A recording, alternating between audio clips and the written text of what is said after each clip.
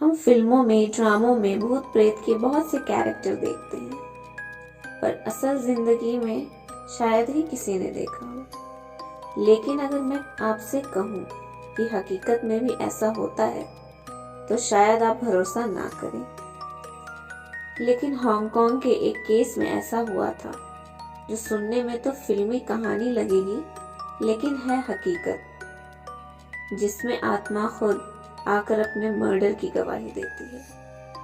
तो क्या है पूरा केस, ये हम आज की क्राइम की स्टोरी में जानेंगे। बात है मई 1997 की। 14 साल की लड़की पुलिस स्टेशन पहुंचती है और कहती है कि मैं बहुत परेशान हूँ, एक आत्मा मुझे परेशान कर रही है। लड़की की बात सुनकर पुलिस वाले लड़की की बातों का मजाक समझ हंसने लगते हैं। इस पे लड़की कहती है कि ये कोई हंसने की बात नहीं है, ये सच है। दरअसल जो आत्मा मुझे दिखाई देती है, वो आत्मा एक औरत की है। वो आत्मा कई बार बिजली की तारों में बंधी हुई दिखती है। उसके गले को घोंटा जा रहा होता है। उसके पूरे शरीर पर चोट के निशान हैं। वो मुझसे मदद मांग रही होती है और फिर वो मर जाती है। मैं रोज यही सपना देखती हूँ। मुझे लगता है किसी औरत की हत्या हुई है जो इंसाफ मांग रही है।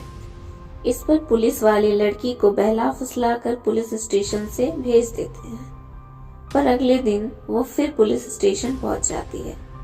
पुलिस वालों को बच्ची की बात पर यकीन नहीं हो रहा था, लेकिन तभी वो लड़की कुछ ऐसी बात बोलती है कि पुलिस वाले भी सोचने पे मजबूर हो जाते हैं। लड़की कहती है कि जो मर्डर का सपना मैं देखती हूँ, उसमें कई लोग शामिल हैं जो उस औरत की हत्या कर रहे हैं। जाने अनजाने में हत्या करने वालों में से एक मैं भी हूँ। लड़की की ये बात सुनकर पुलिस वाले हैरान हो जाते हैं। फिर पुलिस वाले लड़की से पूछते हैं कि ये कहाँ का मामला है। फिर लड़की बताती है कि कोलोन जिले के अपार्टमेंट के एक फ्लैट में हत्या हुई थी। अब इसके बाद पुलिस उस लड़की को लेकर उसी अपार्टमेंट में पहुंचती है और फिर फ्लैट का दरवाजा खोलकर अंदर जाती है। घर के अंदर से अजीब सी बदबू आ रही थी। जब पुलिस ने पूरे घर की तलाशी लेनी शुरू की, तो पूरा घर हेलो किटी नाम के डॉल से भरा हुआ मिला। घर में बिस्तर पर जल परी के आकार की बहुत ही बड़ी हेलो किटी डॉल पड़ी हुई थी। ये आम गुड़ियों के मुकाबले बहुत बड़ी दिख रही थी। पुलिस उस डॉल को देखकर चौंक जाती है। पुलिस उस डॉल की तलाशी लेती है तो देखती है कि सिर और गर्दन के हिस्से को काटा गया है और फिर सिल दिया गया है। पुलिस डॉल के सिर वाले हिस्से को खोलते ही दंग रह जाती है।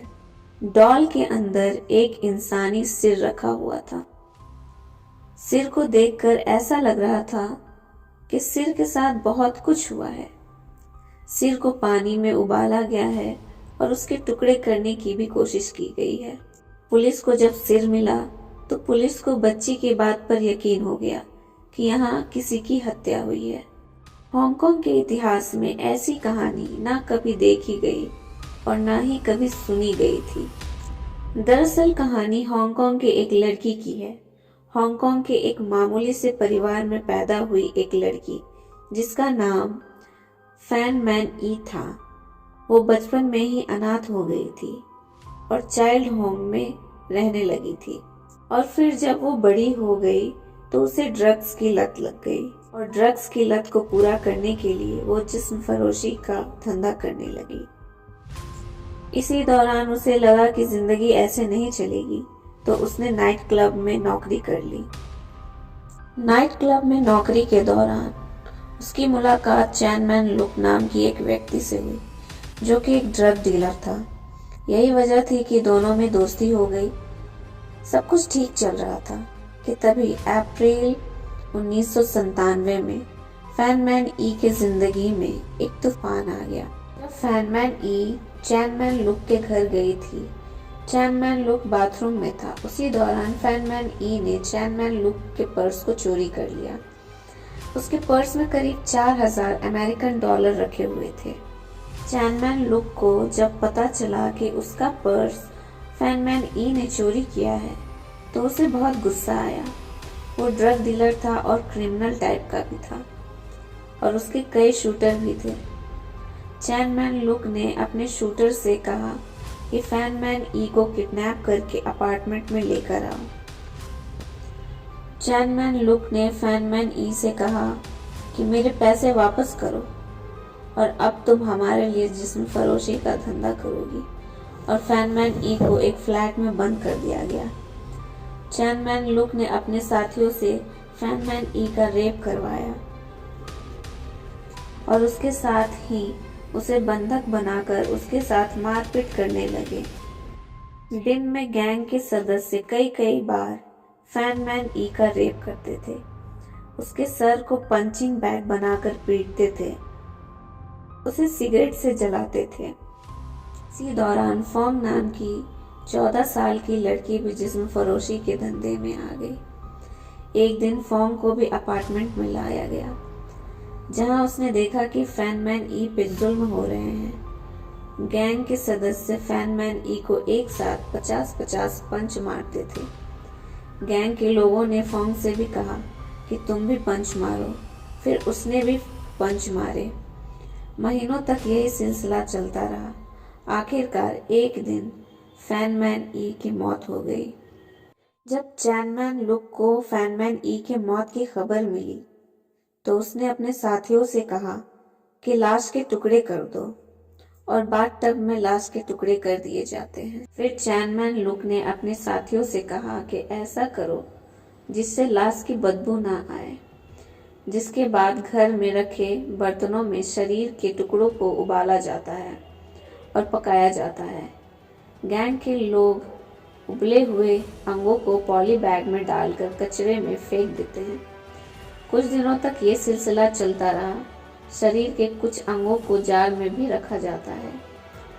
अब फैनमैन ई का सिर बचा था, लिहाजा सिर को भी उबाला और हेलो किटी डॉल के सिर के हिस्से के कॉटन को निकालकर उसी में फैनमैन ई के सर को रख कर सिल दिया।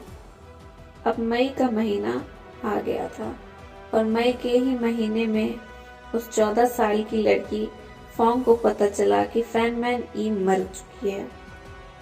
वो बेचैन रहने लगी। उसको सपने में वही सब कुछ दिखाई देता था। फैनमैन ई उसके सपने में आकर गिड़गिड़ाती थी।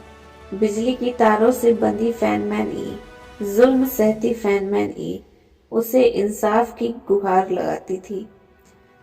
तब जाकर ये 14 साल की लड़की पुलिस स्टेशन पहुंच जाती है।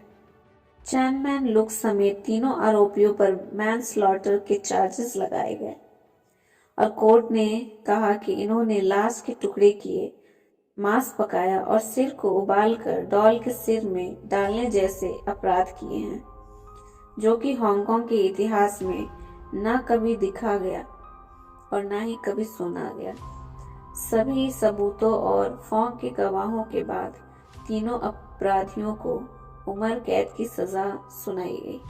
दरअसल इस कहानी की शुरुआत आत्मा से हुई थी और पुलिस की जांच में पूरा सनसनीखेज खुलासा हुआ।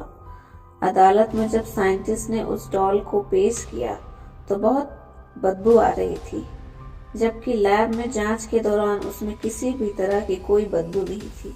दूसरी चौंकाने वाली बात यह थी कि जब कोर्ट में सुनवाई चल रही थी कि हत्या के चार्जेस नहीं लग सकते और बचाव पक्ष तीनों आरोपियों को बेकसूर बता रहा था, तभी कोर्ट की लाइटें तेजी से जलने बुझने लगी थी। कोर्ट में सुनवाई के दौरान कई महिलाएं भी शामिल हुई थी। यहाँ तक कि जज ने कहा कि मुझे इन महिलाओं के चेहरों में कई बार फैनमैन ई नजर आई है। यहाँ तक कि जिस अपार्टमेंट में फैनमैन ई की मौत हुई थी, वहाँ किराएदारों को अजीबोगरीब चीज नजर आती थी। कई किराएदार तो घबराकर वहाँ से भाग गए। कोई भी इस इमारत में रहना नहीं चाहता था, इसलिए लिहाजा साल 2012 में मालिक के रजामंदी से अपार्टमेंट को जमींदोज कर दिया गया।